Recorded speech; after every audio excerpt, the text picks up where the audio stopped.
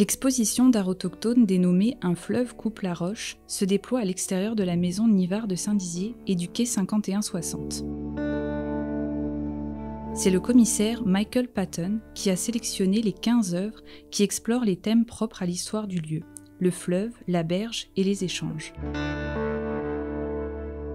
Les œuvres sont la création de 3 artistes autochtones, soit Dana Claxton, Nico Williams et Lisa Myers.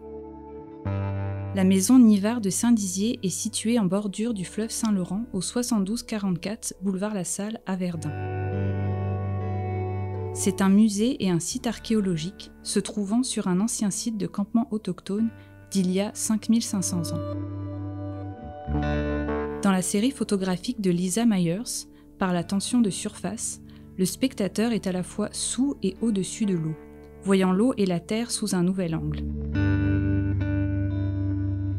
Sur l'île Victoria, juste en face des édifices du Parlement à Ottawa, Lisa Myers filme la surface de la rivière des Outaouais, donnant à voir ainsi de nouvelles perspectives où l'eau semble engloutir les édifices du Parlement.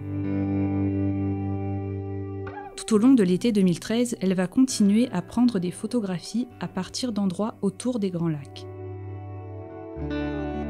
Ces images exposées évoquent l'imagination de voyager sous l'eau et d'émerger à travers sa surface pour observer l'industrie, la gouvernance, le pouvoir, la vie quotidienne et la survie, les tempêtes et les vagues frappant le rivage. Les 6 photographies de Dana Claxton au quai 5160 sont un hommage aux femmes autochtones et à la parenté.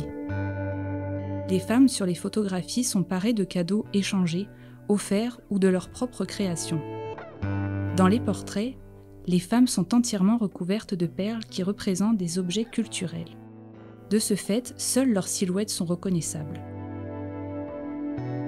Les objets personnels représentés sont fonctionnels et visent à contrer la pratique coloniale consistant à exposer des artefacts comme des vestiges du passé.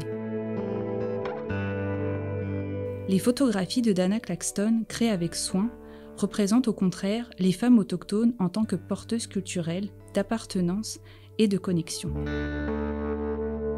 L'œuvre nommée Tracé, qui habille magnifiquement la vitrine du quai 5160, représente une vue des Grands Lacs qui a été déconstruite et recomposée sous la forme d'une œuvre perlée, avec le lac supérieur positionné au centre. Nico Williams note que ces 5 grands lacs sont un lieu de passage des échanges commerciaux. Ici, dans les détails de surface de l'imagerie des Grands Lacs, Nico Williams a fait référence au modèle de travail manuel réalisé par les communautés autochtones autour des lacs, comme le perlage et la vannerie. Réalisé sans l'utilisation de nœuds ou d'autres formes d'attache fixe, Nico Williams utilise du fil, des perles et de la tension pour créer une surface permettant de maintenir la force d'une communauté.